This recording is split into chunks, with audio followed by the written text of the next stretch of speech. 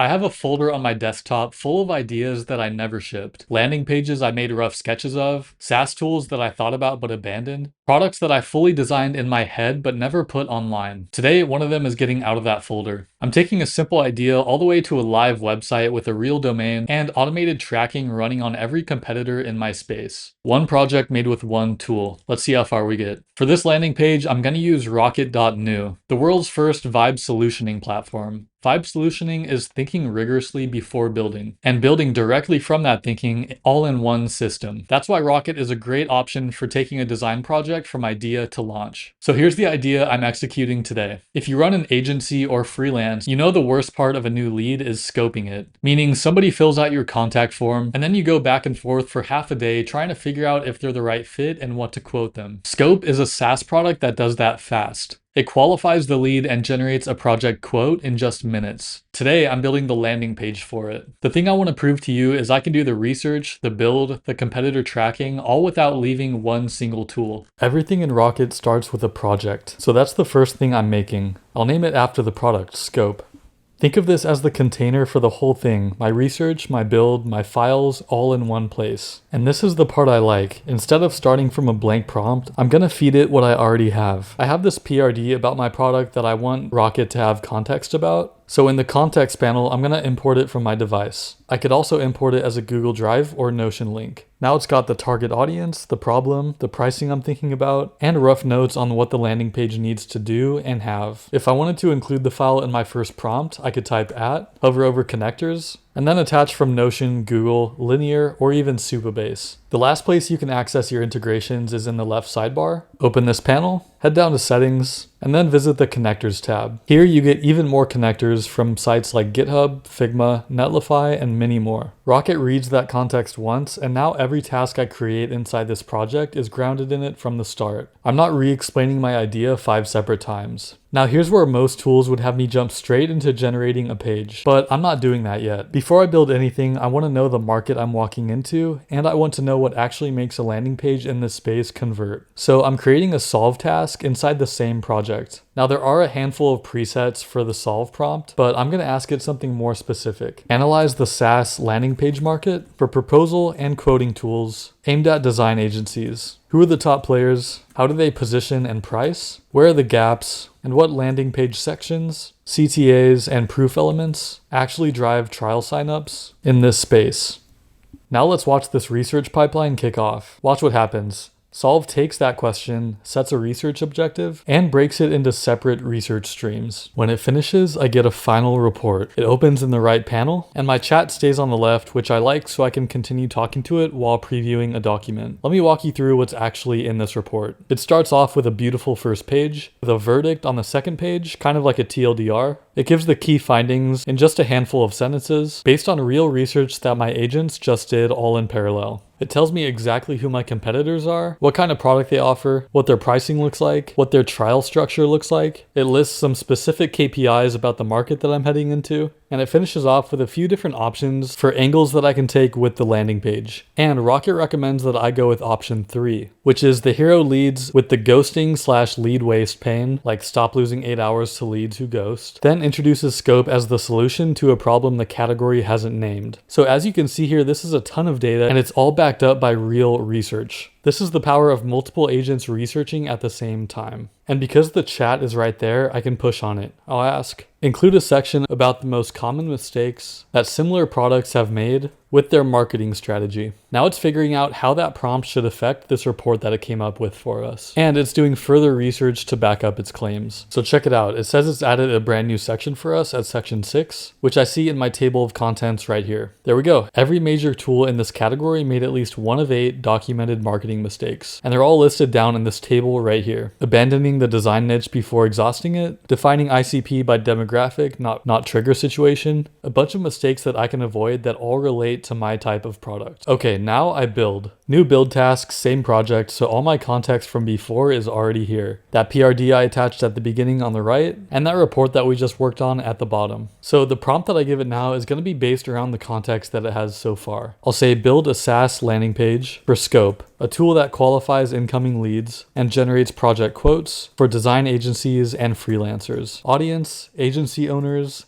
and freelance designers. Lean heavily on the report and PRD for context. These two documents should drive most of the content and design of this landing page. And here are the sections I want to include. Hero with one clear promise and a start free trial button. Trusted buy logos. How it works in 3 steps. Feature highlights. Comparison block, and then a few more: transparent pricing, testimonials, and FAQ. Primary CTA is start free trial. Secondary CTA is book a demo. And for the vibe of the website, I want it to be clean, confident, and modern. Now you can see I have a really in-depth prompt here. So with all of these instructions and the 2 documents that it has as context, Rocket is going to build a landing page that's actually tailored to my brand and what a successful website looks like based on the market research we did.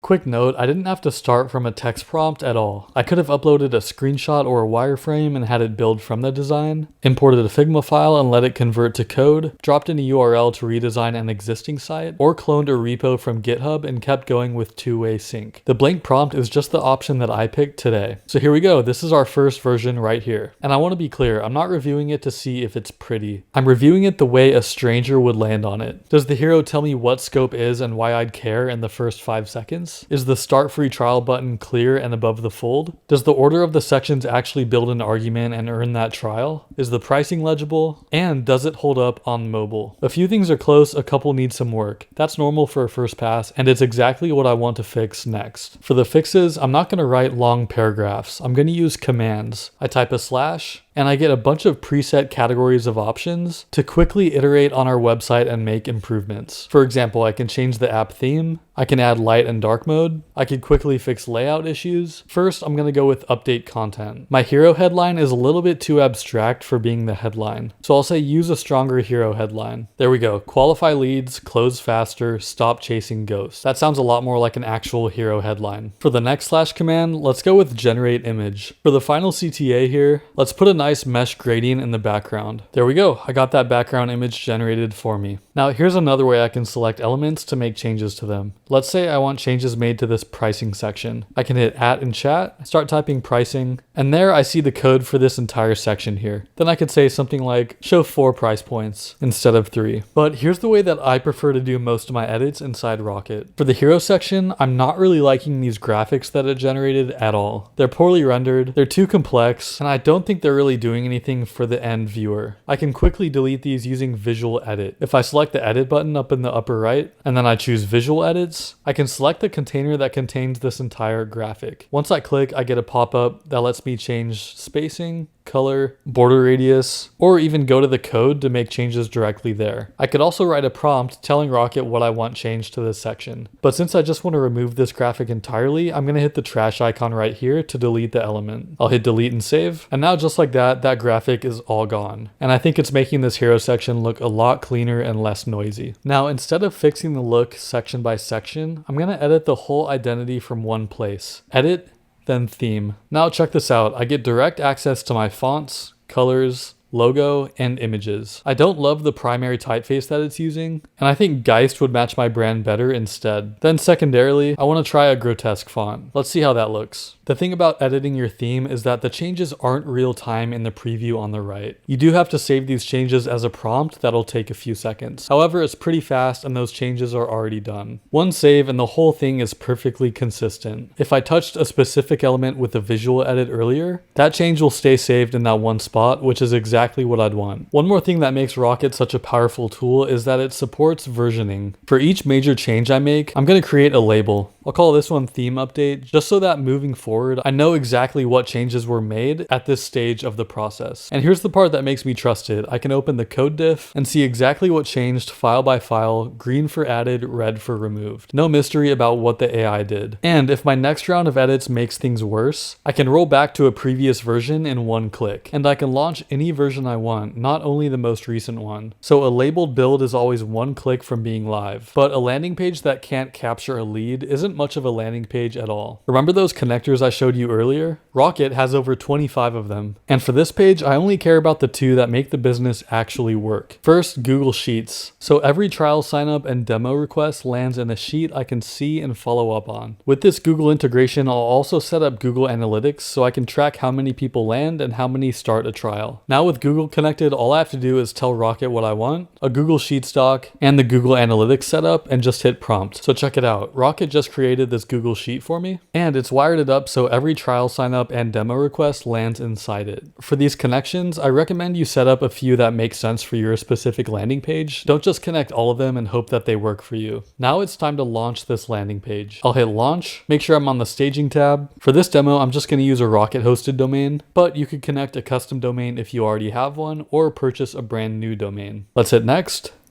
Now I've got a live URL I can test and share around before the world sees it. When I make changes, I hit update and it pushes to that same link. Once I'm confident, I move to production. And this is what turns it from a preview into a real product page, the domain. If you need to buy a domain, you can search for one and buy one right here in Rocket. It shows you whether the domain you want is available, and if it's not, it gives you a bunch of alternatives that will very often include first year offers, meaning you get a reduced price on that domain for your first year. The page is live, the research is done. Most builds would stop here, but with Rocket, it's time for one more thing. This is intelligence, and it's a different kind of thing that you probably haven't seen in any other AI builder. It's not tied to my project, it runs continuously at the platform level, watching the market for me in the background. And I want to show you how fast it is to set up. I'll open the Discover tab and search for real competitors. You can follow any companies listed here. Now I'm going to create a watch list. I'll say track pricing model changes and new feature launches that could affect our positioning.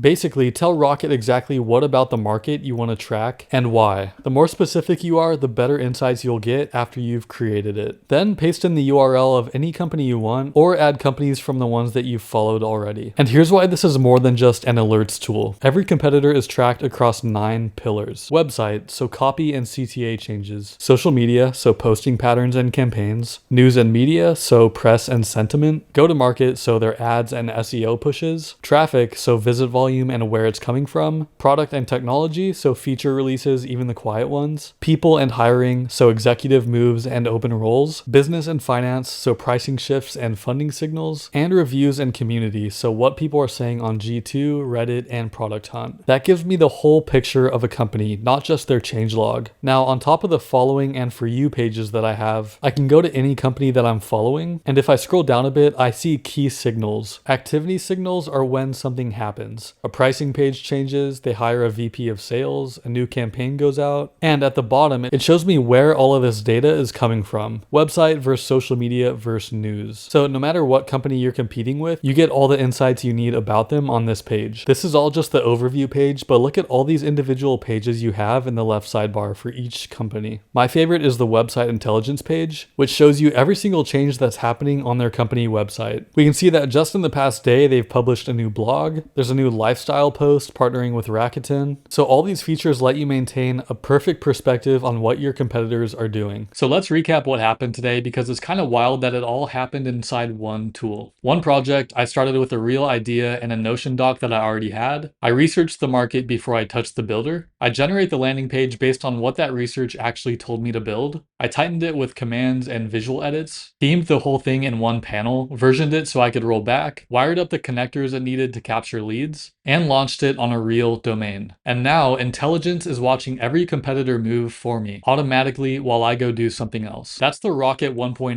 workflow, idea to working site to ongoing awareness. If you want to try it, it's at rocket.new, and I'll drop a link to it in the description. You can jump straight into build, solve, or intelligence depending on what you need first for your design project. Thanks for watching, and subscribe to become a better designer.